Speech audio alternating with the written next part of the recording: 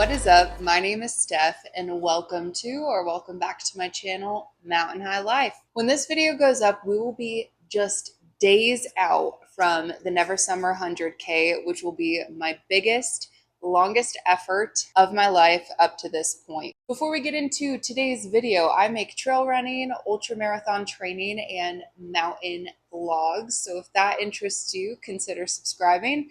I have a lot of awesome adventures coming up here soon. Consider subscribing. It helps the channel and it means a lot to me, but if not, all good. If I'm being honest, I have tried to film this video twice now, so this is my third time filming it. However, previously I was trying to do a week of training style video, and I felt like I wasn't accurately portraying the message and information I was trying to get out. I decided to reformat the video, so hopefully I get my message across in the way I had hoped. As we approach the race this weekend, I've had quite a few weeks to do some reflecting on my training and how it's played out, where I've had some shortcomings, but where I've also found some successes. So that's what we're going to be talking about today. So back in May, I made a video detailing what I thought my training plan for my 100K would look like. And at the time I was thinking, I would get out and do 2 10 to 14 mile runs a week. I would be doing most of my runs on trail. I wanted to really focus on getting back-to-back long runs in on the weekend,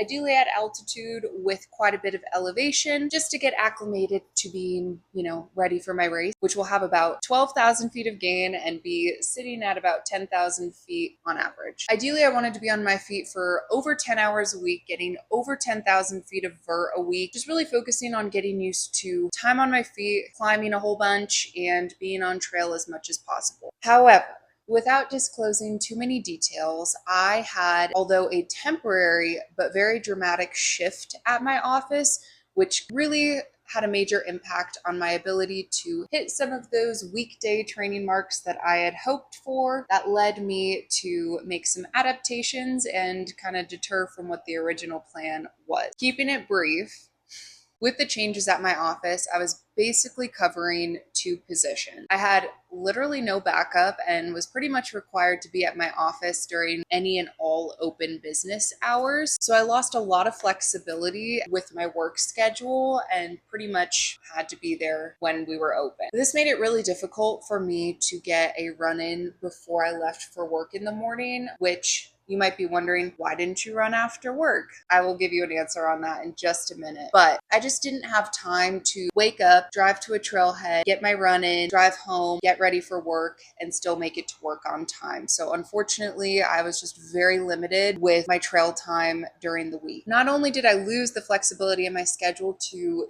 do more trail runs during the week, but now I was covering 2 positions, and I'll be honest, I was just exhausted. For the majority of June, I just felt so run down from mentally just working so much and doing so much at my office that by the time I got home, I was barely making it to 8 o'clock without falling asleep. I honestly felt like I was one bad night of sleep away from getting just full-blown sick. I just really had to listen to my body and rest. But on top of that, once June rolled around, we were just hit with really hot weather. And I feel like a lot of the US experienced this, but it was like high 80s, 90s for the whole month of June, minus a handful of days. And I do not run well in the heat. I usually have a lot of GI issues running in the heat, and it kind of is what I like to call a situation, if you catch what I mean. I really avoid running in the heat, which made running after work, not only from exhaustion, not an option, but the heat made it very difficult as well. During the week, given that I had no flexibility in my work schedule, given that it was so hot after work, and given the fact that it was just close to impossible to get on trail, I just had to modify my training plan and what my previous expectations were of my weekday runs. So in true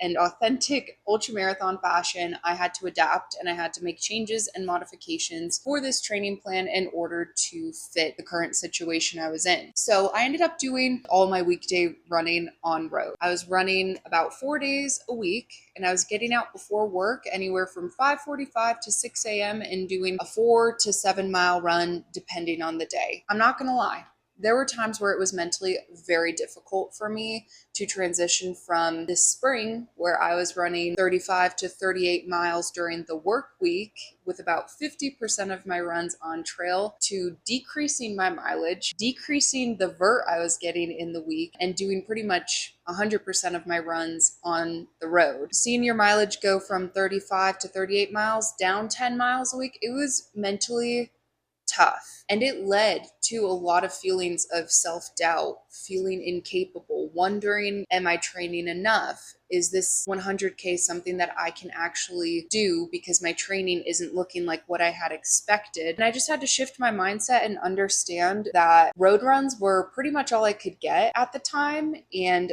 in hindsight, could I have pushed and maybe gotten a little more mileage during the week? Perhaps. I also think it's kind of unfair to discredit the level of exhaustion I was experiencing. You can kind of see it in some of my videos. I talk a lot about being exhausted and tired and not sleeping well. And I think it would just, like I said, be unfair to act like that wasn't a really difficult obstacle I had to deal with during this training block for me. So, I did my mileage on the road. And I think on the flip side of seeing, my vert go down and my mileage go down and not being on trail as much, the positive to running on concrete is it's very gentle on your lower legs. Sure, if you do a lot of high mileage road miles, it could probably affect some of your joints, but it was kind of nice to not be on uneven terrain and give my ankles and my lower legs the chance to just recover. In addition to that, I was able to run a bit faster and kind of practice with speed, do some speed play, maintain a level of speed that I didn't even know I still had, given the fact that my long runs on the weekend are pretty slow moving. That was kind of a positive in this situation. It really forced me to give myself, my body, and my whole scenario a bit of grace and patience and understanding. And I'm just grateful I had the emotional maturity to not allow my runner brain to take over and run rampant and make me feel like I'm inadequate or not good enough and my training's not good enough. I had to do what worked for me, what worked for my schedule, and what worked for my body. And I think it's just all reflective of what an ultramarathon is: adapting and being open-minded and flexible. So I did feel like there was a lot of shortcomings during the work week. However, on the weekends, I felt I found a lot of success in my training. And perhaps that was because it was so difficult during the work week to get out on trail. Since I had the control and flexibility in my schedule to get out and get to trail, get to the mountains on the weekend, I made sure I was out there at elevation, doing long runs, getting the vert and time in my feet or on my feet into my training. And that's probably where I found the most success during this training block. I would say over the last 6 weeks, I've done a great job of getting my body acclimated to working really hard at or even above 10,000 feet. I was averaging like 7 to 10,000 feet of climbing on the weekends. I was still managing to hit 10 hours every week on my feet or more, as well as hitting 10,000 feet of climbing or more every week. So although it wasn't as consistent throughout the work week, I was still hitting those markers every week. I learned so much during those long runs about fueling. I was able to practice my fueling, and I really think I was able to push myself both mentally and physically in the mountains. And from those efforts, like I said, I've just felt like I'm gonna be capable of completing this 100K. The weekends were my saving grace, to be honest with you. They really instilled the confidence in me that I can finish this race, even if it's slow.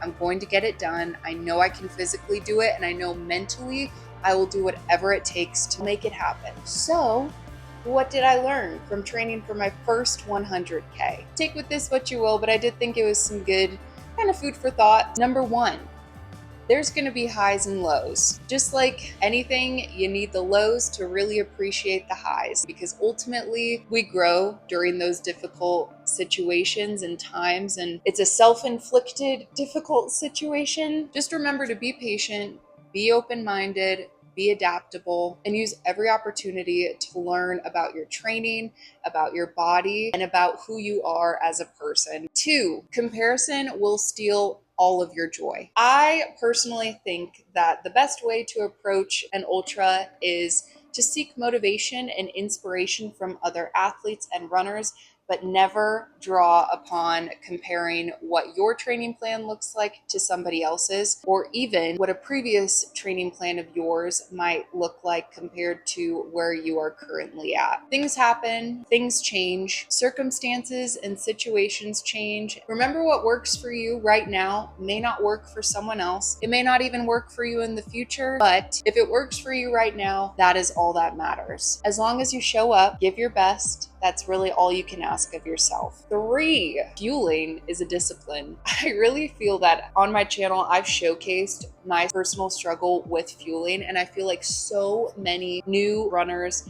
really struggle with fueling and nutrition, but with practice and understanding that it really is a discipline to get your fueling down. And as long as you are fueling and putting energy in, keeping the gas tank full, you're gonna have enough to get through your event and make it happen. Last but not least, number 4, always have fun. I know it sounds silly, but ultimately, what's the point of doing this if you're not going to enjoy it?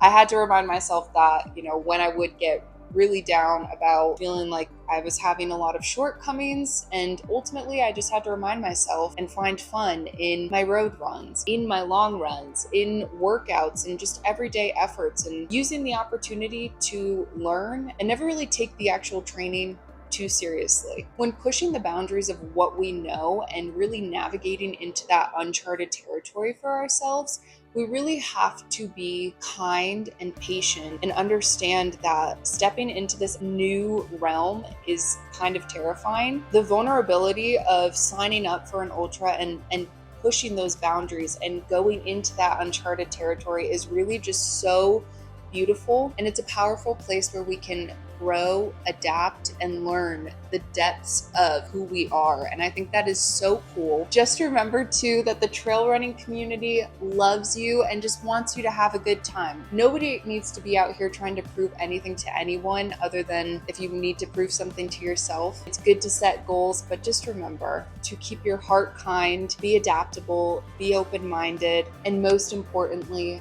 have fun. I believe in you. You got this. I've got this.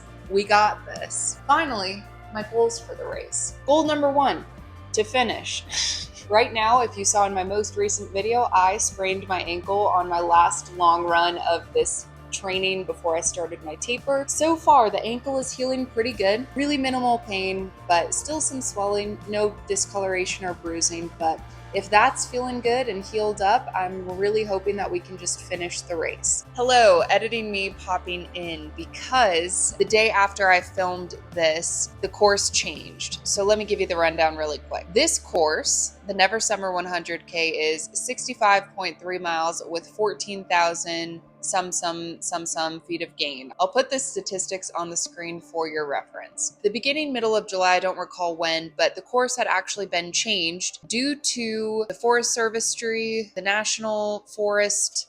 Basically, they were planning to do, and are still planning to do, controlled burns in the area to reduce the risk of wildfires in the future. So when they basically changed the course, it actually shortened the course from 65 miles to 62 miles and reduced the elevation gain down to 12,000 something.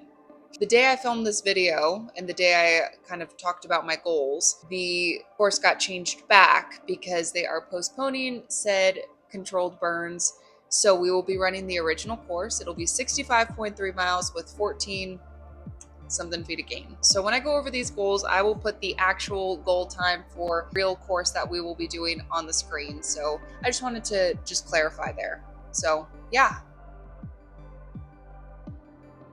Goal number 2, I really think that I can do this in and around 17 hours. I do think that I would still have to be, putting forth a good effort, but I think it's fair to say that I really think I can do this around 17 hours. And if all is perfect, amazing, and all my stars align, I would love to see the finish line around 15 hours. Is it ambitious? Absolutely, but that's the point of having 3 goals. You got to have one that's kind of way out there. So we'll see what we're capable of and what we can throw down this weekend. I just want to say thank you so much for sharing this journey with me. I appreciate each and every one of you more than I can express, and I am so excited to see what this 62-mile adventure has in store for me and what my body and mind is capable of during an effort like this. If you made it to this point in the video, thank you so much for watching. Please let me know in the comments down below if any of this resonated with you, or if you've had feelings of shortcoming during your own training that you might have related to like me. I really love hearing from you guys. It's always so fun to read your comments. So please know, if you take the time to write a comment, it really does mean so much to me and I really appreciate it. It's so fun to connect with you. Thank you for all the comments, all the love. It really does mean so much.